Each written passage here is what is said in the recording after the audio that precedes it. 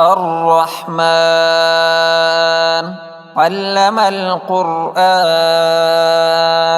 خلق الإنسان علمه البيان الشمس والقمر بحسبان والنجم والشجر يسجدان والسماء رفعها ووضع الميزان ألا تطغوا في الميزان وأقيموا الوزن بالقسط ولا تخسروا الميزان والأرض وضعها للأنام فيها فاكهة والنخل ذات الأكمام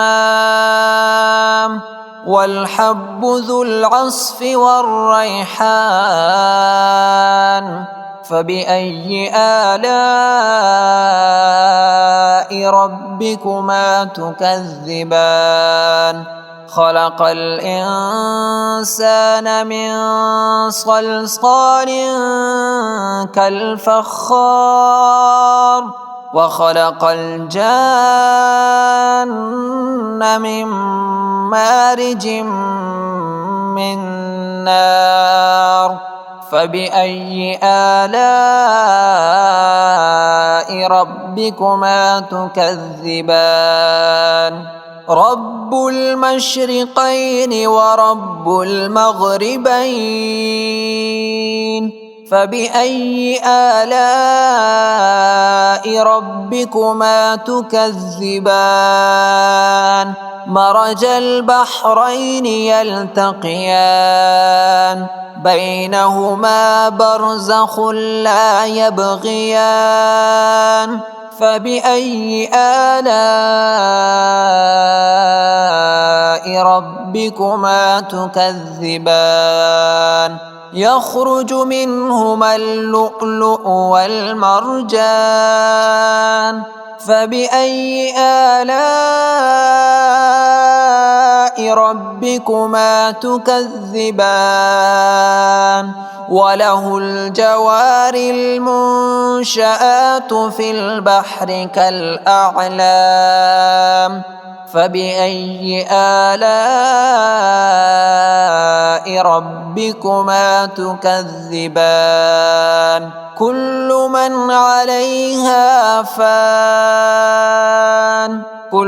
من عليها فان ويبقى وجه ربك ذو الجلال والإكرام فبأي آلاء ربكما تكذبان يسأله من في السماوات والأرض كل يوم هو في شأن فبأي آلاء ربكما تكذبان سنفرغ لكم أيها الثقلان فبأي آلاء ربكما تكذبان يا معشر الجن والإنس إن استطعتم أن تنفذوا من أقطار السماوات والأرض فانفذوا لا تنفذون إلا بسلطان فبأي آلاء ربكما تكذبان يرسل عليكما شواظ من نار ونحاس فلا تنتصران فبأي آلاء ربكما تكذبان فإذا انشقت السماء فكانت وردة كالدهان فبأي آلاء ربكما تكذبان فيومئذ لا يسأل عن ذنبه إنس ولا جان فبأي آلاء ربكما تكذبان يعرف المجرمون بسيماهم فيؤخذ بالنواصي والأقدام فبأي آلاء ربكما تكذبان هذه جهنم التي يكذب بها المجرمون يطوفون بينها وبين حميم آن فبأي آلاء ربكما تكذبان ولمن خاف مقام ربه جنتان فبأي آلاء ربكما تكذبان ذواتا أفنان فبأي آلاء ربكما تكذبان فيهما عينان تجريان فبأي آلاء ربكما تكذبان فيهما من كل فاكهة زوجان فبأي آلاء ربكما تكذبان متكئين على فرش بطائنها من استبرق وجنى الجنتين دان فبأي آلاء ربكما تكذبان فيهن قاصرات الطرف لم يطمثهن إنس قبلهم ولا جان فبأي آلاء ربكما تكذبان كأنهن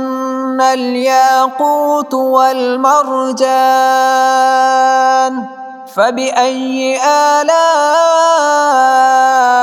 ربكما تكذبان هل جزاء الإحسان إلا الإحسان فبأي آلاء ربكما تكذبان ومن دونهما جنتان فبأي آلاء ربكما تكذبان مدهامتان فبأي آلاء ربكما تكذبان فيهما عينان نضاختان فبأي آلاء ربكما تكذبان فيهما فاكهة ونخل ورمان فبأي آلاء ربكما تكذبان فيهن خيرات حسان فبأي آلاء ربكما تكذبان حور مقصورات في الخيام فبأي آلاء ربكما تكذبان لم يطمثهن إنس قبلهم ولا جان فبأي آلاء ربكما تكذبان متكئين على رفرف خضر